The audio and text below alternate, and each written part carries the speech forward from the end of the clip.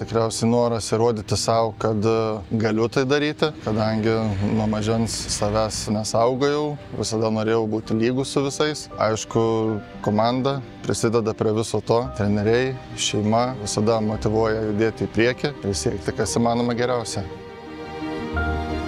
Visi komandos nariai, tai tiek sportininkai, tiek treneriai, kiti komandos nariai, klubo nariai, visi nuoširdžiai stengiasi ir nori padėti siekti aukštų tikslų. Sportininko komanda turi pasižymėti atkaklumu, ryžtu, treneriai ypač didelę kantrybę, kadangi tenka susidurti su tokiamis negaliomis, su kuriomis nėra jiem tekę dirbti.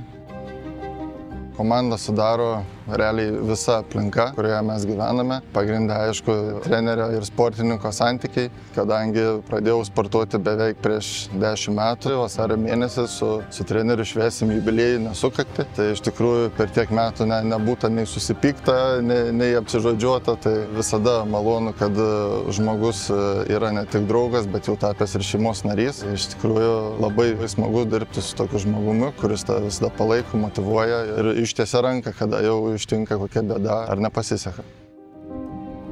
Viską varžybose bandom daryti tą, ką darom treniruotėse ir kažkokių stebuklų negali iš niekur atsirasti ir dėl to tą motyvaciją išlaikyti tokioj vienoj linijoje, kad atėjęs į varžybas daryk tai, ką geriausiai moki ir ką darai treniruotėse.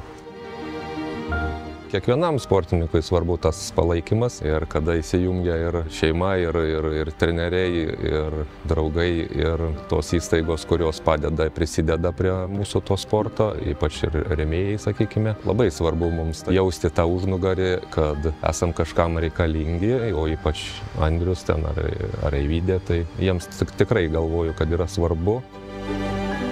Andrius turi tokią savybę stebinti, kada rezultatų, sakykime, tokių nerodo treniruotėse, o rezultatą padaro ir daug didesnį negu treniruotėse, kada reikia, tai yra varžybose. Tai buvo nemažai tokių momentų, buvo ir Europos čempionatai, ir pasaulio čempionatai, kuriuose jis dalyvavo, kad gerino ne tik savo asmeninius, bet ir Lietuvos rekordus.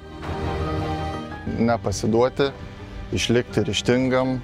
Mano kely taip pat pasitaikė progų, kai žmonės manim netikėjo ir atsiradus progai sportuoti ir sakė neiti.